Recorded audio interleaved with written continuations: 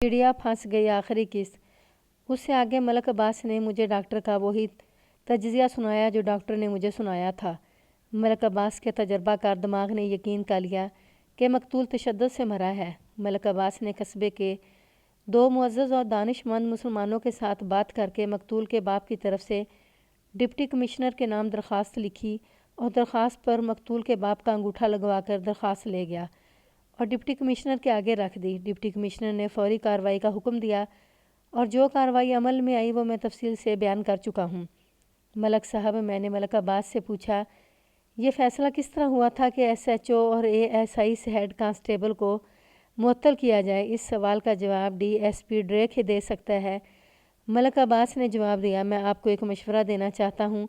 आप मुअत्तल शुदा हेड कांस्टेबल को थाने बुलवाएं, तशद्दुद के ज़रिए या वादा माफ़ गवाह बनाने का लालच देकर उसे इकबाली बयान पर उकसाएं। मुझे उम्मीद है कि वो बयान दे देगा। मलक अब्बास का ये मशवरा बड़ा अच्छा था। ये मैंने पहले भी सोचा था, लेकिन मैं उसे वादा माफ़ गवाह बनाने के हक़ में नहीं था। बहरहाल मशवरा कीमती था। मलक अब्बास ने कुछ और बातें भी बताई थीं और उसने कहा था कि मैं उससे जैसी भी शहादत देने के लिए कहूँगा वो शहादत देगा। मैं उसी रोज़ मुअत्तल शुदा हेड कांस्टेबल को थाने तलब करने का इंतज़ाम करने लगा। अगले रोज़ थाने में वो आ गया। उसका नाम जुगन्नाथ था। जुगन्नाथ जी, मैंने उसे अपने पास बिठाकर दोस्ताना लहजे में कहा, मेरा ख्याल है कि मैं तुम्हें इससे ज़्यादा मेहरबानी नहीं कर सकता कि तुम्हें यहाँ बुलाया है और तुम्हारी जान बख्शी का फ़ैसला भी कर लिया है। मेरे पास शहादत इकट्ठी हो गई है। तुम खुद पुलिस के पुराने मुलाजिम हो, सब कुछ जानते हो। मुझे तुम्हारी मदद की ज़रूरत है। अगर राज़ी हो जाओगे तो मैं तुम्हारी मदद करूँगा। मैं तुम्हें वादा माफ़ गवाह बना लूँगा। जनाब आली, उसने बड़ी ढिठाई से जवाब दिया, आपने खुद कहा है कि मैं पुलिस का बड़ा पुराना मुलाजिम हूँ। मैं वादा माफ़ गवाह बनने के लालच में नहीं आऊँगा। आपके पास शहादत मौजूद है तो चलान अदालत में पेश कर दें। मुझे तो खामखा रगड़ा लग रहा है। मलक साहब ने मुझे बताया था कि सब इंस्पेक्टर राय बर्मन के हाथ बड़े लंबे हैं और उसने ऐसे ताल्लुकात और ऐसा असर रसूख बनाया हुआ है कि उसे किसी का डर और ख़तरा नहीं। उस हेड कांस्टेबल ने जिस दलेरी और ढिठाई से मुझे जवाब दिया, उससे मलक अब्बास की बातों की तस्दीक होगी। नया ASI मंगल सिंह सिंधु जो मेरे साथ आया हुआ था, मेरे साथ कमरे में मौजूद था। उसने जब हेड कांस्टेबल जुगन्नाथ का जवाब सुना तो उसने ये परवाह किए बगैर कि मैं मौजूद हूँ, हेड कांस्टेबल की गर्दन पर हाथ रखा और झटका देकर उसे उठाया। मलक जी, ASI सिंधु ने कहा, मुझे माफ़ कर देना। इसने कहा, फिर सिखों की तरह एक गाली देकर बोला, ये इस तरह नहीं मानेगा, मेरे साथ आएँ। वो हेड कांस्टेबल को गर्दन से पकड़ कर धकेलता हुआ बाहर ले गया और मैं बेवकूफ़ों की तरह उसके पीछे पीछे चल पड़ा। मुझे गुस्सा तो आया। मैं डिसिप्लिन की पाबंदी बड़ी सख्ती से किया और करवाया करता था, लेकिन मंगल सिंह सिंधु मुँह ज़ोर और सरकश किस्म का बैल था। ये तो मैंने देख लिया था कि वो बड़े काम का बैल था। वो हेड कांस्टेबल जुगन्नाथ को पिछवाड़े के कमरे में ले गया।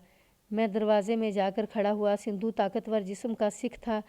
उसने हेड कांस्टेबल को ऐसी पटखनी दी कि हेड कांस्टेबल पीठ के बल गिरा। सिंधु ने अपना एक पाँव उसकी गर्दन पर रख दिया। मलक जी, उसने मुझे कहा, इसे इसी तरह छत के साथ लटकाऊंगा जिस तरह उन्होंने जीरो को लटकाया था। उसे 6 फुट ऊंचा ले जाकर रस्सी छोड़ दूंगा। आगे इसकी किस्मत है कि ज़िंदा रहे या जीरे की तरह मर जाए। फिर मैं ऊपर वालों को बयान दूंगा कि उन्होंने इस तरीके से जीरे को कत्ल किया था। आप इधर ही ठहरें, मैं रस्सी मंगवाता हूँ। ज़रा ठहर जा मंगल सिंह, मैंने कहा, मैं इसे रस्सी से लटकाऊंगा जिससे उन्होंने जीरे को लटकाया था। इसे उठने दो। ASI सिंधु पीछे हट गया। हेड कांस्टेबल आहिस्ता आहिस्ता उठा। वो रस्सी कहाँ है? मैंने पूछा। अगर वो रस्सी बरामद करके बयान दे दोगे तो ठीक है, वरना रस्सियाँ बहुत हैं। मंगल सिंह सिंधु उस पर टूट पड़ता था और मैं उसे बचाने की कोशिश कर रहा था। ये दरअसल एक्टिंग थी जो मैं और मंगल सिंह कर रहे थे। हेड कांस्टेबल जुगन्नाथ ज़्यादा देर तक बर्दाश्त न कर सका और बोल पड़ा, वो रस्सी तो नहीं मिलेगी। हेड कांस्टेबल जुगन्नाथ ने कहा, वो फेंक दी थी और भंगी कूड़े करकट में ले गया था।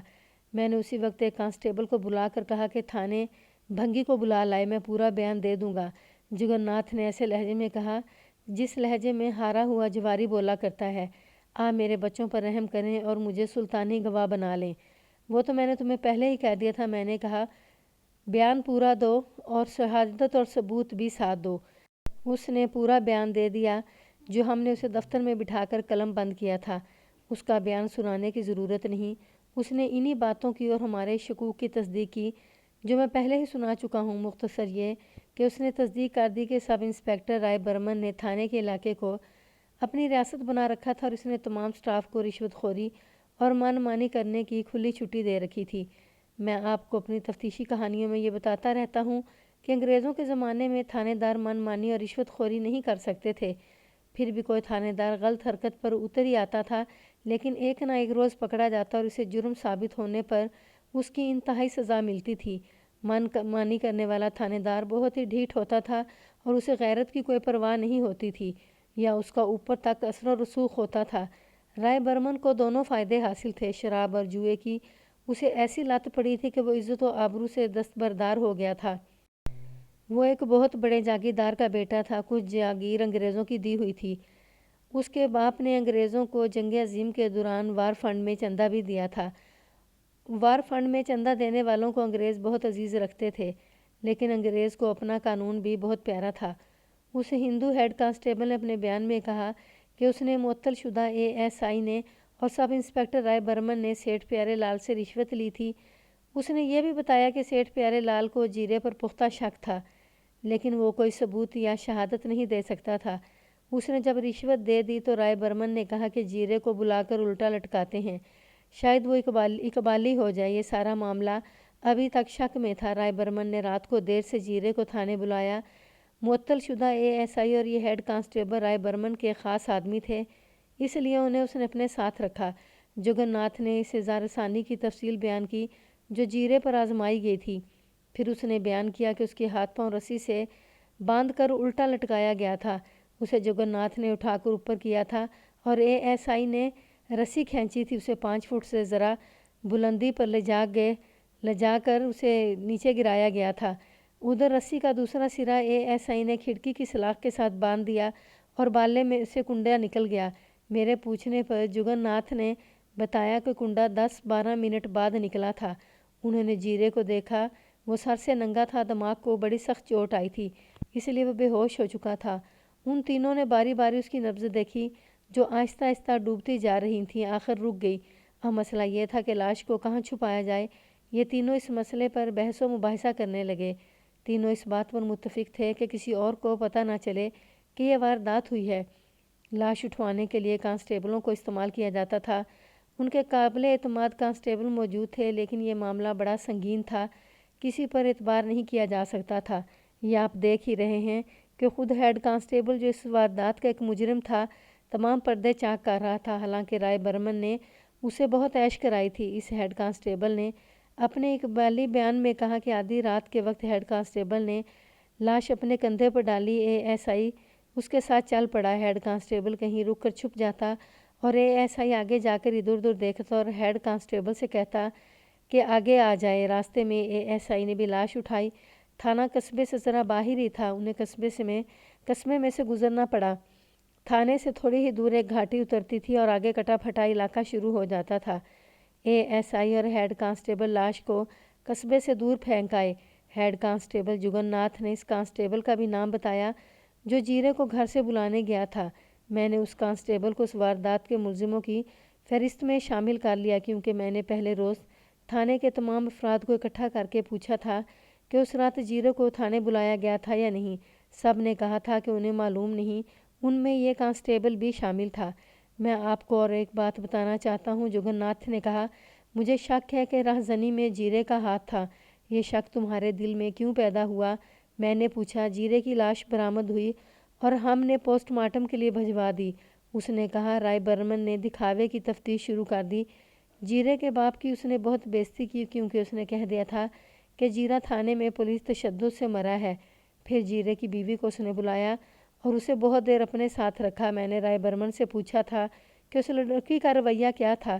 رائے برمن کے الفاظ یہ تھے کہ چڑیا پھنس گئی ہے، اس کے ساتھ سودا ہو گیا ہے۔ اس کے بعد لائنوں میں بھی، پولیس لائنز میں معطلی کے دوران بھی میں نے رائے برمن سے پوچھا تھا کہ لڑکی کیا بیان دے گی۔ رائے برمن نے کہا تھا کہ تم اس کی طرف سے بے غم ہو جاؤ، مال اس کے پیٹ میں ہے۔ میں نے رائے برمن سے اور ASI مہندر معطل شدہ ASI سے بھی پوچھا تھا کہ اس کا کیا مطلب ہے کہ مال اس کے پیٹ میں ہے۔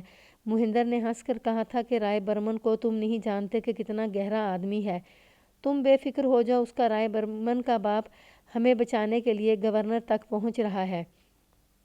جیرے کی بیوی کو معطل ہونے سے پہلے رائے برمن نے پھر کبھی بلایا تھا؟ میں نے پوچھا۔ ایک روز اپنے گھر بلایا تھا، اس نے جواب دیا۔ ہو سکتا ہے 1-2 بار اور بھی بلایا ہو۔ تمہارا کیا خیال ہے؟ میں نے پوچھا۔ تم تجربہ کار ہیڈ کانسٹیبل ہو، آپ مجھ سے زیادہ عقل رکھتے ہیں، اس نے جواب دیا۔ میں تو یہی سمجھتا ہوں کہ چڑیا پھنس گئی تھی، رائے برمن نے اسے مال کھلایا ہوگا کہ وہ ایسا بیان نہ دے کہ اس کے خامد کو تھانے بلایا گیا تھا۔ میں نے یہ بھی سنا تھا کہ پولیس کپتان کو اس نے یہی بیان دیا تھا کہ اس کے خامد کو تھانے نہیں بلایا گیا تھا۔ غریبوں کی لڑکی ایک تو چند روپے دیکھ کر خوش ہوگی، پولیس کا خوف بھی دل پر سوار ہوگا اور تھانے دار کی دوستی نے بھی اس کا دماغ پھیر دیا ہوگا۔ میں تو یہی سمجھا ہوں جناب۔ اس ہیڈ کانسٹیبل نے مجسٹریٹ کے سامنے جا کر بھی اپنا اقبالی بیان قلم بند کرایا۔ میں نے اس کے ساتھ پکا وعدہ کیا تھا کہ وہ ہمارا سلطانی گواہ ہوگا۔ مجھے امید تھی کہ ڈی ایس پی میرا یہ فیصلہ مان لے گا، لیکن وہ اس قدر غصے میں تھا کہ اس نے میرا فیصلہ رد کر دیا۔ میں نے اسے اپنی تمام کارگزاری یا تفتیش اسی طرح سنائی تھی جس طرح آپ کو سنائی ہے۔ یہ سن کر تو وہ بہت خوش ہوا اور اس نے مجھے داد بھی دی، لیکن وہ ہیڈ کانسٹیبل جگن ناتھ کو معاف نہیں کرنا چاہتا تھا۔ سب انسپکٹر خان، اس نے مجھے کہا، یہ ہیڈ کانسٹیبل ایک آدمی کا قاتل ہے۔ یہ مت دیکھو کہ مقتول غریب آدمی تھا یا امیر۔ تمہارے پاس شہادت آ گئی ہے، اگر تم ٹھیک سے مقدمہ قائم کرنا جانتے ہو تو ہمیں سلطانی گواہ کی ضرورت ہی نہیں۔ ایک قاتل کو ہم کس طرح معاف کر سکتے ہیں؟ اس انگریز ڈی ایس پی کی یہ بات سن کر مجھے بہت خوشی ہوئی۔ میں خود بھی کسی کو سلطانی گواہ بنانے کے حق میں نہیں ہوا کرتا تھا۔ آپ خود ہی سوچیں کہ ایک آدمی اپنی زبان سے اقرار کر رہا ہے کہ وہ فلاں جرم میں شامل تھا یا جرم میں برابر کا شریک تھا۔ قانون انگریزوں کا ہو یا مسلمانوں کا، اپنا اسلامی قانون ہو، کوئی قانون مجرم کو معاف نہیں کیا کرتا۔ مجھے خطرہ صرف یہ نظر آ رہا تھا کہ ہیڈ کانسٹیبل سیشن کورٹ میں جا کر اپنے اقبالی بیان سے منحرف ہو جائے گا، اس لیے میں نے یہ پیش قدمی کرنی تھی کہ شہادت مضبوط ہوتی۔ ہیڈ کانسٹیبل نے اقبالی بیان زیر دفعہ 164 دے دیا تو میں نے اسے جھوٹا وعدہ دے دیا کہ وہ سلطانی گواہ ہے۔ بیان لینے والے مجسٹریٹ نے اسے جیل کی حوالات میں بھیج دیا۔ میں نے تھانے کی صفائی کرنے والے بھنگی کو بلایا تھا، اس سے پوچھا کہ پچھلے کمرے میں ایک موٹی سی رسی چھت کے ساتھ لٹکی رہتی تھی، اس نے دیکھی ہوگی۔ کیا جانتے ہو وہ رسی کہاں ہے؟ میں نے پوچھا۔ سرکار کے بچے جیے، بھنگی نے بھنگیوں کی طرح ہاتھ جوڑ کر خوش آمدانہ لہجے میں جواب دیا۔ وہ رسی موجود ہے، میں نے ایک ماشکی کو دے دی تھی۔ پوری بات سناؤ، میں نے اسے کہا۔ یہ رسی تمہیں کہاں سے ملی تھی اور یہ بھی بتاؤ کہ یہ رسی تم نے پہلے کبھی دیکھی تھی؟ ہاں مائی باپ، اس نے جواب دیا۔ یہ رسی پچھلے کمرے میں چھت کے ساتھ لٹکی رہتی تھی، مجھے یہ معلوم نہیں کہ وہاں سے کب اتاری گئی۔ کچھ دنوں کی بات ہے کہ تھانے کے احاطے کے باہر کوڑے کا ڈرم پڑا رہتا ہے۔ میں تھانے میں جھاڑو دے کر کوڑا ڈرم میں پھینکنے گیا تو دیکھا کہ رسی کوڑے میں پڑی ہوئی تھی۔ رسی نہیں سرکار، یہ تو رسا ہے۔ میں نے اسے اٹھا لیا اور گھر لے گیا۔ ایک مسلمان ماشکی جو لوگوں کے گھروں میں پانی ڈالتا ہے مجھے راستے میں مل گیا اور اس نے یہ رسا میرے ہاتھ میں دیکھا۔ اس نے پوچھا، اس کا کیا کرو گے؟ میں نے اسے بتایا کہ میں نے اس کا کیا کرنا ہے، اگر یہ تمہارے کام آ سکتا ہے تو تم لے لو اور کچھ پیسے دے دو۔ اس نے مجھے 8 آنے دیے اور میں نے رسا اسے دے دیا۔ اس نے اپنے یہ چمڑے کے ڈول میں ڈال لیا۔ 1 گھنٹے کے اندر اندر ماشکی رسے سمیت میرے پاس پہنچ گیا۔ اس طرح رسے بطور شہادت اور 2 مزید گواہ مل گئے۔ بھنگی سے میں نے یہ بیان دلوانا تھا کہ یہ رسا واردات والے کمرے میں چھت کے ساتھ لٹکا رہتا تھا۔ میں نے عدالت میں ذمہ دار سے یہ بیان دلوایا تھا کہ یہ رسا کنڈے کے ساتھ لٹکا رہتا تھا اور اس نے دوبارہ دن کے وقت 2 ملزموں کو اس رسے کے ساتھ الٹا لٹکا ہوا دیکھا تھا۔ میں نے جیرے کی بیوی اور سیٹھ پیارے لال کو تھانے بلوایا۔ سیٹھ پہلے پہنچ گیا۔ لالا جی، میں نے اسے کہا، یہ بتائیں کہ آپ نے جیرے پر اتنا پکا شک کیوں کیا تھا؟ میں اسے یہ سوال 2-3 روز پہلے بھی پوچھ چکا تھا، اب اس لیے پوچھا کہ وہ اپنے اسی بیان پر قائم ہے یا بیان بدلتا ہے۔ میں نے اس روز آپ کو بتایا تھا کہ صرف جیرے کو معلوم تھا کہ میں وصولیوں کے لیے قصبے سے باہر جا رہا ہوں۔ سیٹھ نے جواب دیا، اور میں نے یہ بھی بتایا تھا کہ میں نے جیرے کو کہا تھا کہ ہو سکتا ہے واپس آتے آتے شام ہو جائے، اس لیے وہ پرانے کنویں کے پاس پہنچے۔ اس روز آپ نے میرا پورا بیان نہیں لیا تھا۔ جیرے کا ایک سالہ ہے جو بدمعاش قسم کا لڑکا ہے، وہ دکان میں کبھی کبھی جیرے کے ساتھ آتا تھا۔ جس شام میرے ساتھ یہ واردات ہوئی اس سے اگلے روز وہ دکان پر آیا اور مجھ سے پوچھنے لگا کہ سنا ہے آپ کل واپس آتے لوٹے گئے ہیں۔ میں نے اسے بتایا کہ اس نے ٹھیک سنا ہے۔ اسے چاہیے تھا کہ میرے ساتھ ہمدردی کرتا، اس کی بجائے اس نے مجھ سے اس طرح باتیں پوچھنی شروع کر دیں کہ آپ نے کسی پر شک لکھوایا ہے یا نہیں، اور یہ بھی کہ تھانے والے کیا کہتے ہیں اور وہ کیا کارروائی کر رہے ہیں۔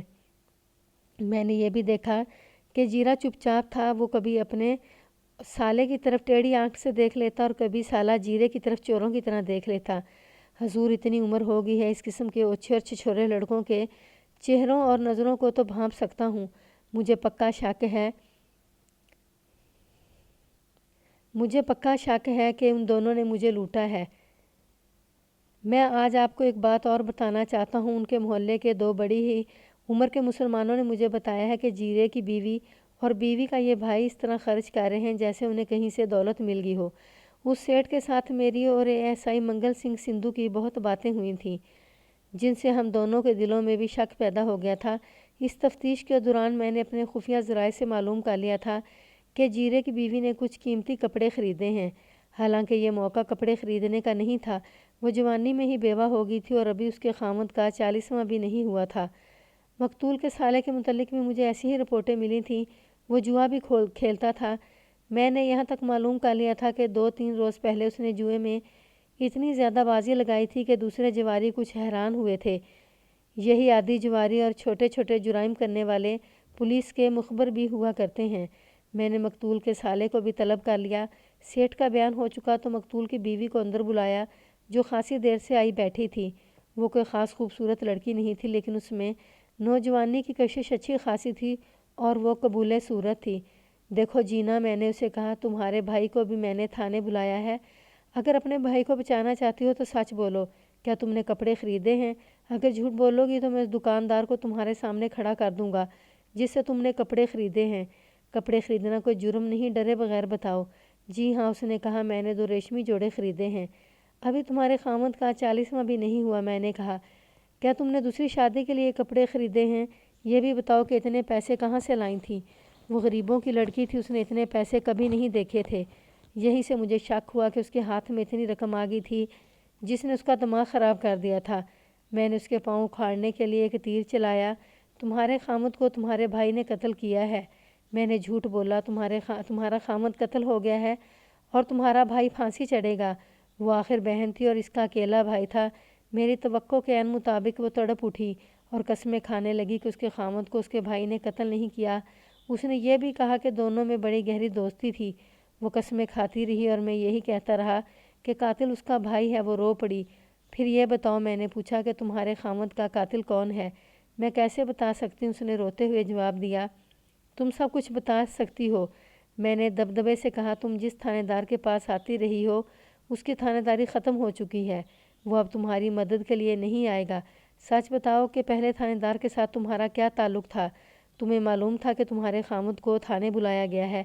میں نے اسے اتنا زیادہ ڈرا دیا اور ایسی باتیں کی جو صحیح ثبوت پیش کرتی تھیں کہ غریب کی بچی سخت خوفزدہ ہوگی، اور اس نے صحیح بیان دے دیا۔ بیان مختصر یوں تھا کہ اسے معلوم تھا کہ جیرے کو جو بلانے آیا تھا وہ ایک کانسٹیبل تھا، وہ وردی میں نہیں تھا۔ میں نے اسی کانسٹیبل کو حوالات سے نکلوا کر اس کے سامنے کھڑا کیا تو اس نے دیکھتے ہی کہہ دیا کہ یہی آدمی جیرے کو بلانے آیا تھا۔ پھر اس نے اپنے بیان میں اس راز سے پردہ اٹھایا کہ جیرے کی لاش کی برآمدگی کے بعد رائے برمن نے اس کا بیان لینے کے لیے بلایا تو اس نے اس لڑکی کو بہت ڈرایا اور یہ تاثر دیا کہ راہ زنی کا مجرم جیرا تھا اور مال گھر میں پڑا ہے۔ رائے برمن نے لڑکی کو ڈرایا بھی، اسے لالچ بھی دیا اور اس کے ساتھ دلی محبت کا اظہار بھی کیا اور اسے منوا لیا کہ راہ زنی کا سارا مال جیرے کے گھر میں پڑا ہے۔ رائے برمن نے اس لڑکی کے ساتھ یہ سودا کیا کہ وہ راہ زنی کا مال اپنا مال سمجھے، اور اگر تحقیقات ہو کہ اس کے خامد کو تھانے بلایا گیا تھا یا نہیں تو وہ یہ بیان دے کہ اسے تھانے نہیں بلایا گیا تھا۔ رائے برمن نے اس لڑکی کو اس لیے خریدا تھا کہ اس سے پہلے مقتول کا باپ رائے برمن کو کہہ چکا تھا کہ جیرے کو تھانے بلایا گیا تھا اور تھانے میں سے وہ زندہ نہیں نکلا۔ رائے برمن کا سودا کامیاب رہا۔ اس لڑکی نے ڈی ایس پی کو بیان دیا تھا کہ اس کے خامد کو اس رات تھانے نہیں بلایا گیا تھا۔ یہ تو مجھے پہلے ہی پتہ چل چکا تھا کہ مقتول کی بیوی اپنے بھائی کی طرح شوقین مزاج ہے۔ اسی شوقینی کے پیچھے اس نے خامد کو ماں باپ سے الگ کر لیا تھا۔ باقی میری یہ اپنی رائے ہے کہ اس نے اپنے خامد کو اپنی فضول خرچیوں سے اتنا مجبور کر دیا تھا کہ خامد راہ زنی پر اتر آیا۔ اس لڑکی نے بتایا کہ کچھ رقم اس کے بھائی نے لے لی تھی اور جو زیورات سیٹھ پیارے لال سے چھینے گئے تھے وہ اس لڑکی نے اپنے گھر زمین میں دبا دیے تھے۔ اس کا ارادہ تھا کہ کبھی ضلع کے شہر میں جا کر بیچ آئیں گے۔ اس کے بعد اس کے بھائی کو بلایا۔ وہ چونکہ مجرم تھا اس لیے اس کا خوفزدہ ہونا قدرتی امر تھا۔ میں نے اس کے آگے شہادت رکھ دی۔ پہلے تو اس نے انکار کیا، لیکن میں اور منگل سنگھ قرار کرانا جانتے تھے۔ یہ اوچھا سا لڑکا تھوڑی دیر میں ایک بیان دینے پر راضی ہو گیا۔ اس کے بیان کا اہم پہلو یہی تھا کہ جیرے نے اسے بتایا تھا کہ اس کا سیٹھ آج شام کو مال لا رہا ہے۔ اس کے سالے نے کہا کہ چلو آج شکار مارتے ہیں۔ دونوں نے اسی طرح شکار مار لیا جس طرح سیٹھ مجھے سنا چکا تھا۔ وہ بہت دیر بعد واپس آئے اور انہوں نے بڑی خوشی خوشی اس لڑکی کو اس راز میں شریک کر لیا۔ اتنی زیادہ رقم ان کے ہاتھ پہلی بار آئی تھی۔ جیرے کی بیوی بہت خوش ہوئی اور وہ سمجھے مال ہضم ہو گیا ہے۔ میں دونوں بہن بھائی کو اس مکان میں لے گیا جو جیرے نے کرائے پر لے رکھا تھا۔ 2 گواہوں کے سامنے جیرے کی بیوی نے زیورات کی نشاندہی کر دی اور خود ہی کھود کر کپڑے کی پوٹلی نکال دی اور گواہوں کے سامنے بیان دیا کہ یہ زیورات اس کے گھر میں کس طرح آئے تھے اور کس طرح زمین میں دبائے گئے۔ جیرے کی بیوی اور سالے نے کچھ بچی کھچی رقم بھی برآمد کرا دی اور اس لڑکے نے اقبالی بیان بھی دے دیا۔ اللہ نے مجھ پر کرم کیا کہ دونوں وارداتوں کی تفتیش کامیابی سے مکمل ہو گئی۔ رائے برمن، ASI مہندر اور ہیڈ کانسٹیبل جگن ناتھ کے خلاف قتل کا مقدمہ زیر دفعہ 302 بنایا گیا تھا۔ میری توقع کے عین مطابق ہیڈ کانسٹیبل سیشن کورٹ میں جا کر اپنے بیان سے منحرف ہو گیا تھا، لیکن شہادت مکمل تھی۔ تینوں کو سزائے عمر قید دی گئی جو اپیلوں کے بعد بھی برقرار رہی۔ رائے برمن کے جاگیردار باپ کا اثر و رسوخ بھی کام نہ آیا، نہ اس کی دولت اور جاگیر اس کے بیٹے کو بچا سکی۔ جیرے کی بیوی کو 1 سال اور اس کے بھائی کو 2 سال سزائے قید دی گئی اور جو کانسٹیبل جیرے کو تھانے لانے کے لیے گیا تھا اسے محکمانہ کارروائی میں سروس سے سبکدوش کر دیا گیا تھا۔